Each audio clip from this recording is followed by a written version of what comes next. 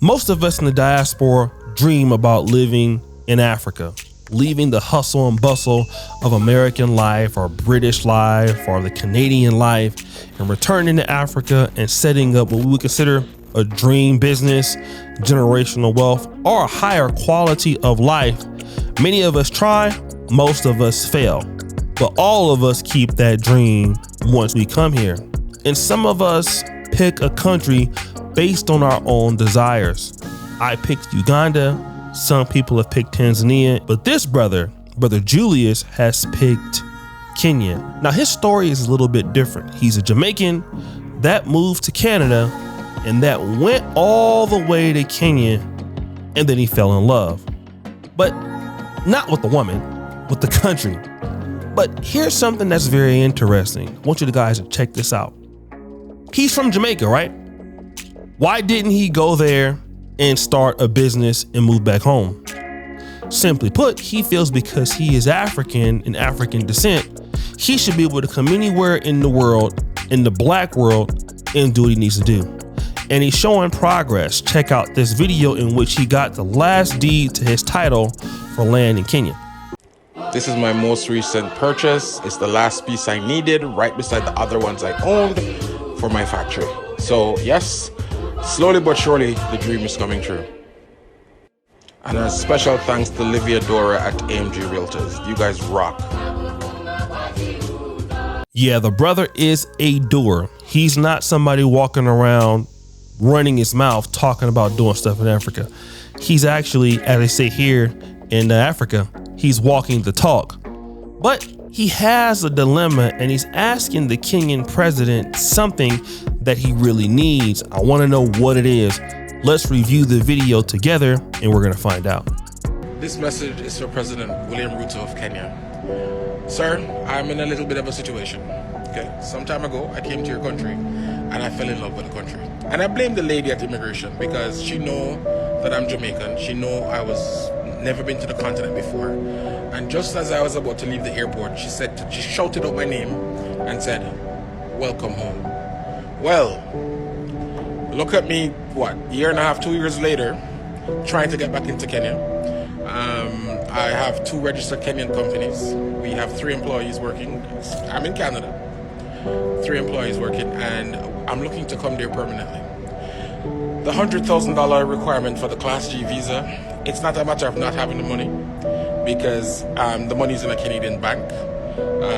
I would need to send it over to Kenya, but in fees alone, we're looking at about $13,000 in fees for me, right? Because that's... So the one thing that's really great about the East African community, shout out to Kenya and Uganda, is that to get a work permit or to start a company and to be here legally, the cost is about $100,000, all right?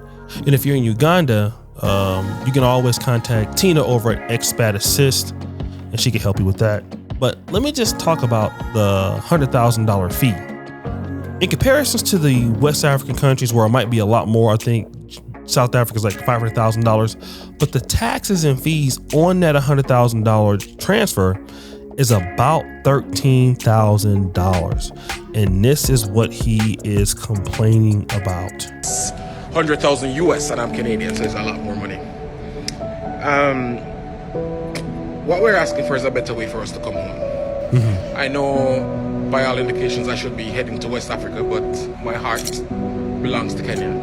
I love your country. So think about this. If he could prove his ancestry in Sierra Leone, I believe that if he took the DNA test, it would only cost about $300 to get a Sierra Leone passport. And that's without doing anything.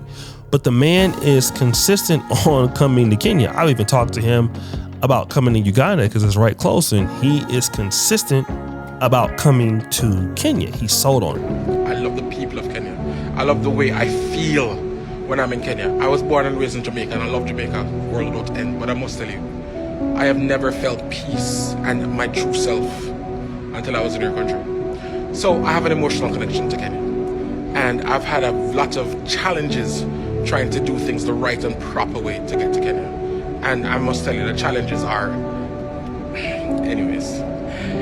Let's give him a round of applause, because he says, I've had a lot of challenges trying to do things the right and proper way. We talk about corruption in Africa, but not enough is being said about people who want to do things the right and proper way in these countries.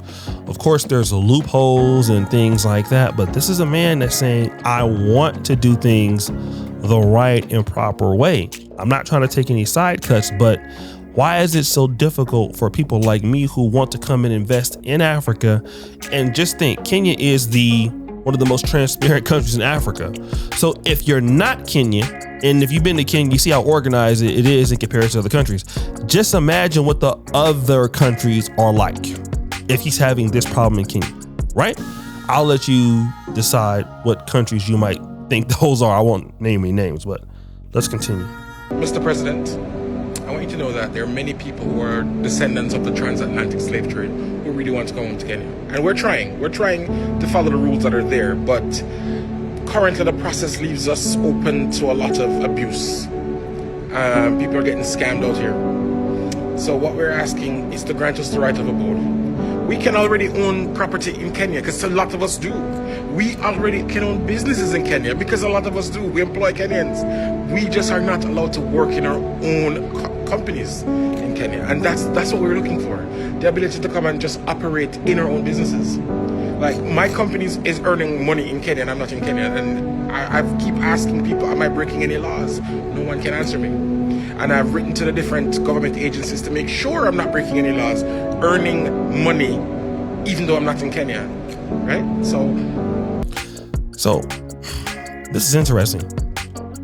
He has a company set up in Kenya, but he cannot work in the company in Kenya without having that $100,000 fee being accepted. I think it's very similar here to Uganda. It was also $100,000. But I've been able to, like I said, continue to work in the company, since day one.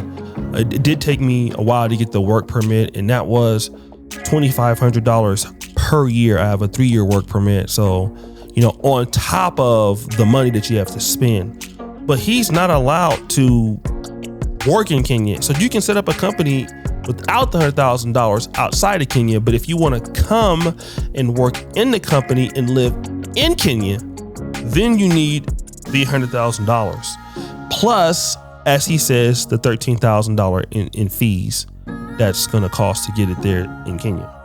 I want to do things the right and proper way, and there are many of us, and we might not have $100,000 in our bank accounts, but some of us have a little bit less, maybe 50, maybe 25. Some of us are doctors, lawyers, teachers.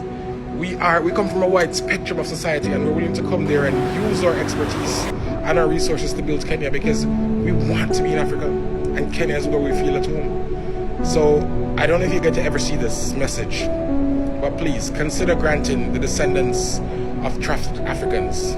So basically anybody whose parents survived the Middle Passage and is now living in the United States, Canada, the United Kingdom, the Caribbean, Central and South America. A lot of us want to come home. Not everybody's going to come home, but a lot of us want to. And those of us who want to come home are of a particular mindset. We're Pan-Africans. We want to see Africa be the number one continent on the planet. We want to see Kenya be number one country in the world.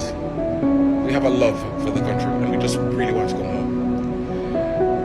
I have examples of the right of abode, drafted by one of our members who's actually a lawyer, and I've sent it to you many times. I don't think it gets to you because I know how things are. This is probably an intern opening those emails, so they may or may not have gotten to you. But there's interest here. There's interest to come home. When we come home, most of us at a minimum hire 5 people. Even people who don't do business, even retirees hire people. So please, President Ruto, grant us the right of abode. Allow us to call Kenya our home. And I guarantee you, once you start, other countries are going to follow suit because they will see the benefit of having the African diaspora all returned to Africa. Thank you. Have a great day. So let me talk about the right of abode. I have read the petition before, but I've kind of forgotten about it. But I must believe that it's the right to come home in a very easier process. And guys like him who actually have the money and are trying to do it. These are the guys that Africa needs. I don't want to take this shot or sound like, somewhat of a elitist, but the reason why I feel that us in the diaspora haven't really received it in East Africa like we have in, Ghana or Sierra Leone. Number one, we have more evidence of us doing, really good things in Ghana. Sierra Leone, it's not looking so good because they did grant us some citizenship there. And those who have granted the citizenship, it doesn't seem like those people are really doing any work as far as investing. That's number one. And number two, when you have a reputation for not doing a whole lot of stuff on the continent of Africa, it really allows for people to not take you that seriously. So the people in the diaspora are not really operating as a group and bringing a lot of money by themselves or as a whole unit.